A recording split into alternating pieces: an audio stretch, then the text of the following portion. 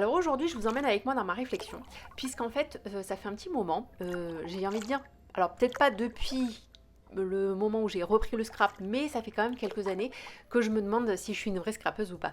Puisque de manière générale, le scrapbooking, même les gens qui ne font pas de scrap et à qui je dis que je fais du scrapbooking, la première réaction c'est «Ah, tu fais des albums photos». Bon, pour ceux qui me connaissent depuis un moment, vous savez que c'est ce que je ne fais absolument jamais. Je crois que je dois en avoir deux, je vous les ai montrés dans la scrap room. Voilà, c'est tout. Donc c'est souvent ramené en fait à la photographie. Voilà, c'est de faire un embellissement autour de la photographie. Et à part le PL, très honnêtement, je ne mets jamais de photos dans mon scrap. Alors, est-ce que je suis une vraie scrapeuse ou pas? Telle est la question. Alors, pour moi, le mieux c'est de définir le scrapbooking. J'ai trouvé quelques définitions à droite à gauche, je vais vous les partager, on va essayer de les décrypter ensemble. Mais à la base de la base, j'ai essayé de décrypter tout simplement le mot scrapbooking. Et en fait, ça veut dire scrap, c'est les chutes. Alors, vraiment, à la base, c'était dans toutes les industries de ferraille, où tout ce qui était chute de ferraille, ils appelaient ça le scrap. Voilà. À ne pas confondre avec les déchets qu'on peut appeler junk. Voilà. J'essaie de vous faire des traductions, mais des fois, vous savez, il y a des expressions, c'est difficile à traduire de anglais en français, quoi. Et souvent, en plus, on fait des anglicismes, donc bon, c'est très compliqué.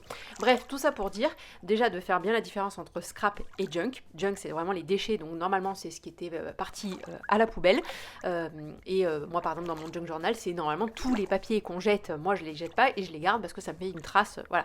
Maintenant, et puis moi en plus je prends un carnet qui est déjà existant et on va dire un carnet propre. Les junk journaux, vous pouvez les créer de A à Z avec tout ce qui devait partir à la poubelle, même vos chutes de papier par exemple, vous pouvez vous en servir pour créer un junk journal. Voilà.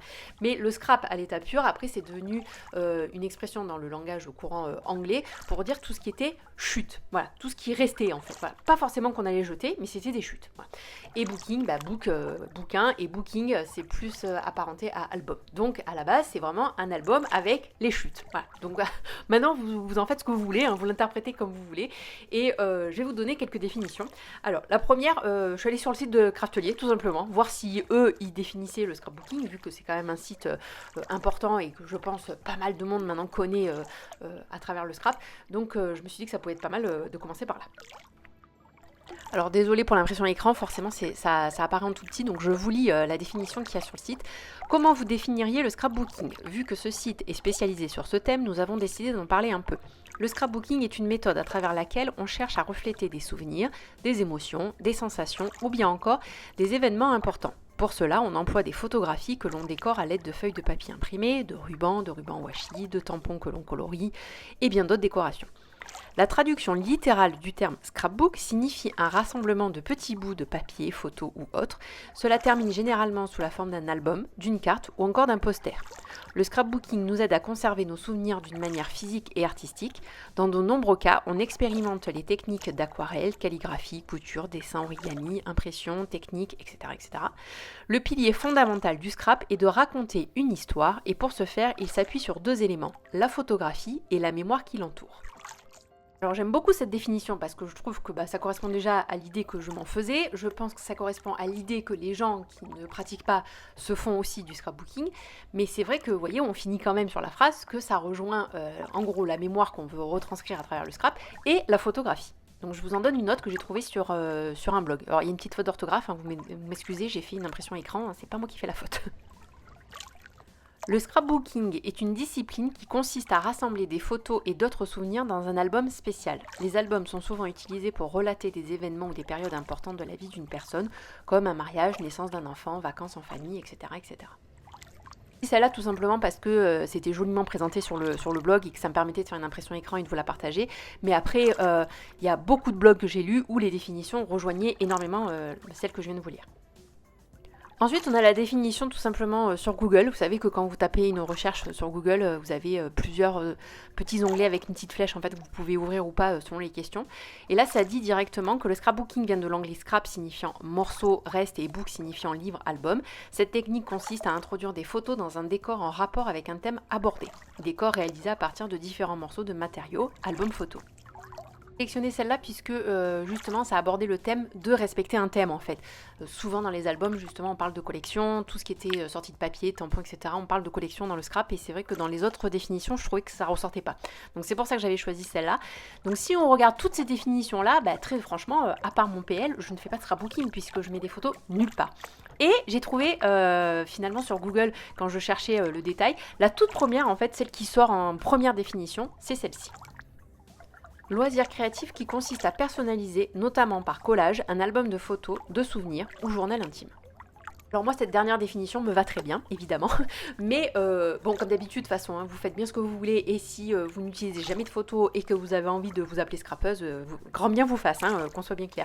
Mais en fait c'est une réflexion que je me suis fait il n'y a pas longtemps puisque j'ai rencontré beaucoup de monde dernièrement et souvent quand on m'a présenté on disait Jennifer, bon on me présentait et après on disait puis elle fait du scrapbooking, elle fait des albums photos, elle sait faire plein de choses manuellement, etc. etc. Et en fait ça me faisait bizarre cette réflexion parce que je me disais mais en fait bah non je fais pas d'album photo. Je fais du scrap, oui, mais je fais pas les albums photos, à part un peu de carterie. Le reste, c'est vraiment la dernière définition en fait. Je personnalise tout comme j'en ai envie. Maintenant, est-ce que c'est du scrap à l'état pur? Je sais pas. Après, bon, je me considère comme une scrapeuse dans le sens où je saurais faire s'il fallait faire. Des albums, j'en fais très très peu. Je pense que sur 15 ans de scrap, j'ai dû en faire...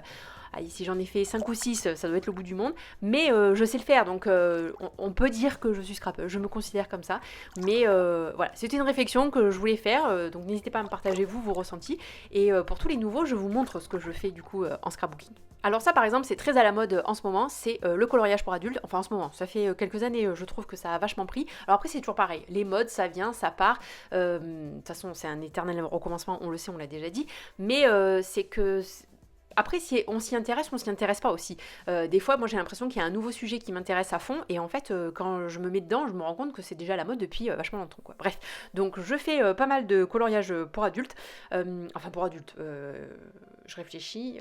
Ouais, il y a des Disney aussi, donc je sais pas si c'est considéré comme coloriage pour adultes. Après, on en fait ce qu'on a envie d'en faire, hein. Je fais beaucoup de coloriage au feutre à alcool, puisque c'est, je pense, pour la colorisation, mon médium préféré. Mais j'en fais aussi pas mal à l'aquarelle, vous allez voir sur celui d'après. C'est beaucoup d'aquarelle.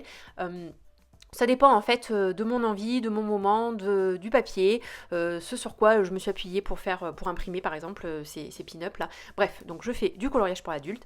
Je fais aussi beaucoup de PL. Voilà, là je fais la parenthèse du PL, c'est le seul endroit en fait où je mets des photos et que donc on pourrait considérer ça comme du scrap pur et dur. Ensuite, je fais de la carterie. Alors, j'ai pas tout montré, hein. J'ai sorti mon petit panier où je mets en fait toutes mes dernières créations. Donc, toutes celles-là, normalement, je pense, vous pouvez les voir sur Insta, là, toutes celles que je suis en train de vous montrer. Je les ai faites dernièrement en réel sur Insta. Donc, ça, c'est les carteries. Après, j'en ai pas parlé non plus, mais il y a aussi tout ce qui est voilà, marque-page. Donc, ça, pour rappel, il y en a beaucoup, beaucoup parce que c'était pendant le confinement. Donc, j'ai un stock phénoménal. Je pense que j'en ai jusqu'à la fin de la vie, quoi. Donc, c'est les marque-pages. Donc, vous montrer les différents marque-pages avec en fait. Là, l'avantage c'est que quand je fais ça, j'utilise mon matériel parce que du coup, j'utilise mes perforatrices pour faire le haut du marque-page. J'utilise mes massicots, mes guillotines, ça c'est tout le temps. Là, je sais pas si on voit bien parce que je suis un peu à contre-jour, mais j'ai embossé le papier à froid. Ensuite, donc il y a les tampons, etc., etc. Donc, quand je fais des marque-pages, souvent j'aime bien parce que j'utilise tout mon matériel. Et puis après, il y a tous mes carnets. Donc là, comme vous voyez, j'ai séparé en deux dans le sens où ça, c'est mon junk journal. Donc on va dire c'est un esprit un peu plus créatif et c'est là où justement moi j'y mets donc vraiment la partie junk dans le sens où c'est tout ce qui irait normalement en déchets. Et encore oui et non parce que quand je fais des tirages de cartes, bon bah là par exemple je pourrais l'écrire sur un carnet à part mais j'en fais pas assez pour écrire voilà. Mais quand je commande des choses sur des boutiques qui m'envoient des jolies cartes, vous voyez par exemple pour Travel pour les puzzles, ils m'avaient envoyé tout un joli marque-page avec plein de stickers etc. Des fois on les colle pas les stickers parce que justement on ne sait pas où les coller, on a peur de regretter de l'avoir collé là, après on pourra pas le renlever pour le mettre ailleurs etc. etc. Bref, les cartes de remerciement dans toutes les commandes aussi, à chaque fois voilà, tout ce que en fait j'ai envie de garder mais que je ne sais jamais où mettre, je le mets dans le junk journal. Ça c'est mon art journal, donc à la limite ça on se rapproche un peu plus du scrapbooking où on va dire le côté artiste. Alors attention, je mets des gros guillemets parce que je ne pense pas du tout être une artiste mais c'est là quand j'ai envie de patouiller en fait. Ouais, art journal c'est plus mon journal de patouille, voilà. Quand j'ai envie de patouiller, alors la patouille pour moi c'est à partir du moment où on va se salir les mains, qu'on va s'en mettre plein les doigts, qu'on va utiliser vraiment le mix média quoi, plein de matières différentes. J'utilise des peintures, de l'aquarelle, ouais, les encres, un peu tout le matériel que j'ai, je l'utilise dans ce art journal là. Ensuite, j'ai des Traveler Notebook. Alors, Traveler Notebook, comme dit, notebook, c'est un carnet, en fait, tout simplement. C'est la définition, enfin, c'est la traduction latérale, ça veut dire carnet. Mais Traveler, ça veut dire voyage. Normalement, ce format-là, les TN, hein, Traveler Notebook, normalement, à la base, ça a été créé, ça a été inventé, on va dire, pour justement partir en voyage. Et après, dedans, vous y racontez ce que vous voulez. Vous le tourniez en junk, en scrap, peu importe. Mais à la base, c'était fait pour le voyage. Voilà, c'était ce principe-là. Et le principe aussi, c'est qu'à l'intérieur, vous pouvez mettre plusieurs petits carnets. Voilà. Je l'ai complètement détourné parce qu'en fait, moi, j'adore ce format-là. Et c'est là où j'y ai fait en fait mon format série. Bon, là, je vous en montre quelques-uns comme ça. Si vous voulez plus de détails sur tous mes carnets, n'hésitez pas à me le demander. Je vous ferai une vidéo consacrée vraiment tout détaillée avec tous les carnets, les supports, les marques, les liens, etc. etc. Et surtout ce que je mets dedans, quoi. Parce que je pense que c'est surtout ça qui pourrait être intéressant.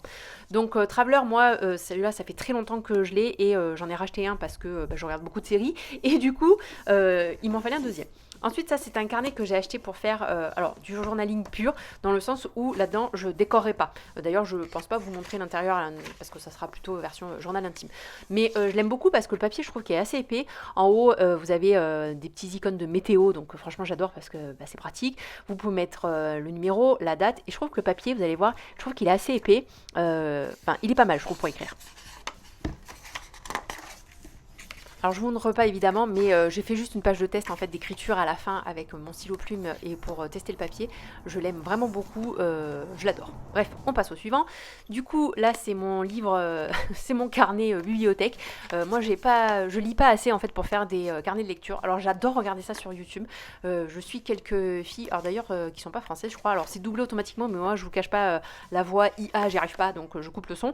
Mais enfin je le mets en très bas pour avoir juste un peu la musique. Mais je trouve ça super joli, il y a des scrapeuses, on va dire ça comme ça, qui font des super carnets de lecture, j'adore, mais qui sont imprégnés dans l'élément et tout, fantastique, tout ça. Après moi c'est vrai que tous ces livres-là, je les lis pas, moi en général je lis des thrillers, donc à part faire des pages très foncées, très noires, très sombres, ça serait peut-être pas très intéressant et pas très très joli.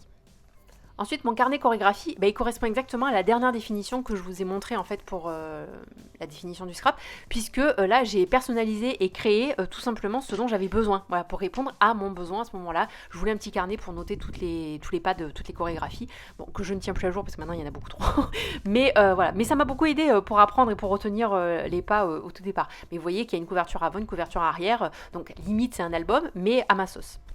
Alors le grimoire c'est exactement le même exemple quoi.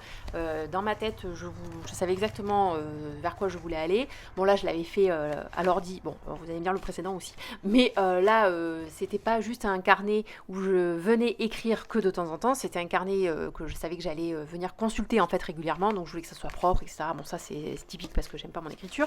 Bref je vais pas trop épiloguer dessus puisque j'ai fait toute une vidéo en fait concernant ce grimoire. Donc je vous mettrai tout ça dans le petit. Bon là j'épilogue pas 2 heures, vous l'avez vu et re-revu dans ma dernière vidéo. Donc la question, est-ce que je suis une vraie scrapeuse ou pas? Je sais pas, je pense que je suis une scrapeuse, dans le sens où je personnalise tout ce que j'ai envie de faire autour de moi et tout ce qui rejoint la papeterie. Par contre je suis une passionnée de papeterie, ça c'est sûr et certain. Maintenant une vraie scrapeuse, je suis pas sûre, dans le sens où je fais très rarement des albums photos. Quand je le fais en plus c'est sur demande, donc ça part pas forcément d'une volonté de ma part. Bref, dites-moi ce que vous en pensez en commentaire, moi j'espère que ça vous a plu et je vous dis à bientôt.